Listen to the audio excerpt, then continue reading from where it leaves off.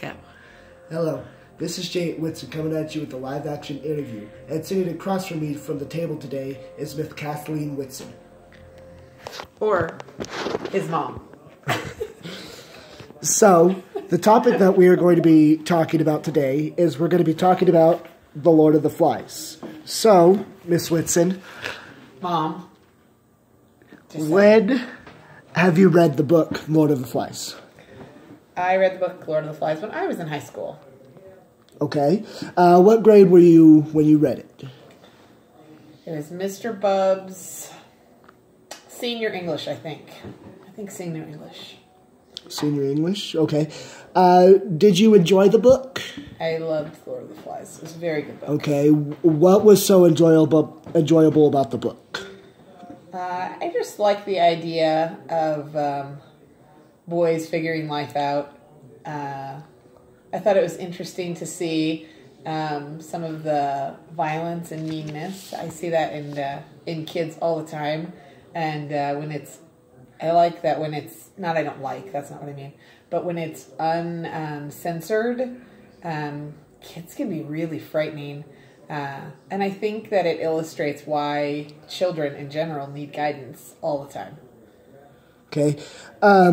Did the book have an impact on you? If so, what kind of impact did it have? I think there was a lot of really stunning imagery in the book that really speaks to hope and the goodness that's there. Even though there is a tendency for kids to kind of go wild, there's definitely an internal kind of alarm system that went off for most of the boys. There was a couple of bad seeds, but for most it was really, really great to see that even though groupthink can be this big, gigantic, you kind of get swept up in it, they still actually had a full moral code that they had developed through their young lives. So I felt like it showed that humanity, I think it's a skew of humanity. I think you take a group of 20 kids and 80% of them are good and really good. And I think that that's true for the world. I think that the adages about a few bad apples spoiling the bunch, I don't think it necessarily spoils the bunch, but I do think that you have to cull the rotten. And I just thought it was really interesting to see that even not monitored, while they went wild for a while, then the morality came back into play and they really started to, gut check themselves as to what their values and their morals were and what was right and wrong. And societally, that's what we've had to do. Do you think that we as a society can learn from the book? If so, what can we learn? Well, again, I think I just kind of covered that. I think what we learn, so many people say this world is going downhill, or they'll tell their kids, I feel sorry for your generation, it's getting worse, it's going to be horrible. But the truth is, we're more media focused now, social and regular. We see more things. That doesn't mean more things are happening. It means more things are covered, in my opinion, and made a big deal out of. And so I do think it's still probably the same 20%. I don't think it's more. When you look at Los Lunas High School, 90 to 100% of those kids are good kids.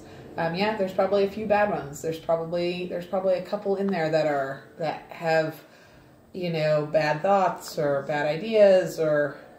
But I think for the most part, I think the book speaks to the fact that we do follow a moral compass and we have been taught right from wrong.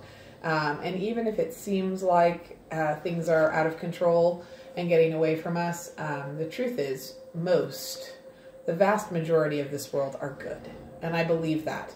And I think there's hope in that.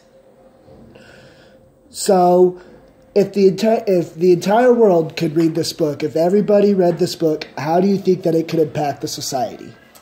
Well, I think lots of people have read this book. And I don't know that people take from literature like they used to. I think there's a whole lot less of it happening even in school systems. I think there's not a dissection of actually what's going on in the book because everyone's allowed to kind of do their own thing. And I think books that have impact should be discussed in a forum, in a classroom. And I think when we don't take the time to do that, we miss what's important about the book. It's not just that it's a good book.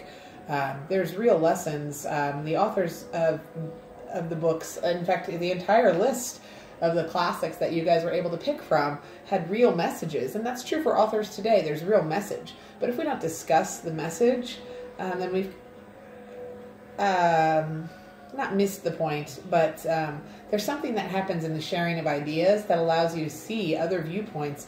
There's a lot of things happening in the book, and true for all literary great works. And I think if everybody were to read it, that would be one thing. But if there were more discussions happening about change, and about we look at history to find the future. I think we would continue to evolve. But I also think it still wouldn't change the good from the bad. I think people who, I worked in a prison, and I think people who have bad in them, who have real dark in them, are never going to see the light. They don't choose to see the light. It's rare that you get real conversion. But I think for those that are willing to look and see and be changed and be moved by something, I think there's great benefit to reading good literature like this. So would you recommend this book to be read?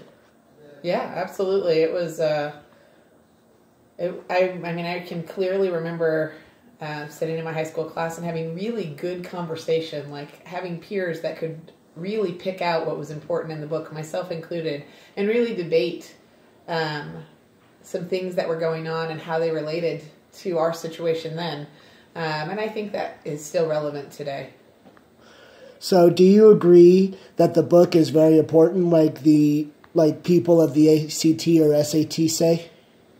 Yeah, I think there's a lot going on in this book. There's just lots of imagery. There's lots of connectiveness to every social society.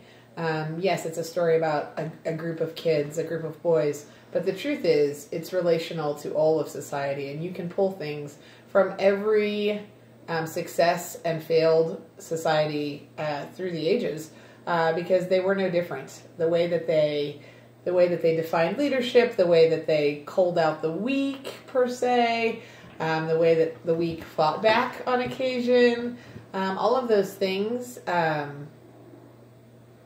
absolutely true today. Well, there you have it, ladies and gentlemen. Miss Kathleen Whitson with her opinion, and I thank you for your time in watching this interview.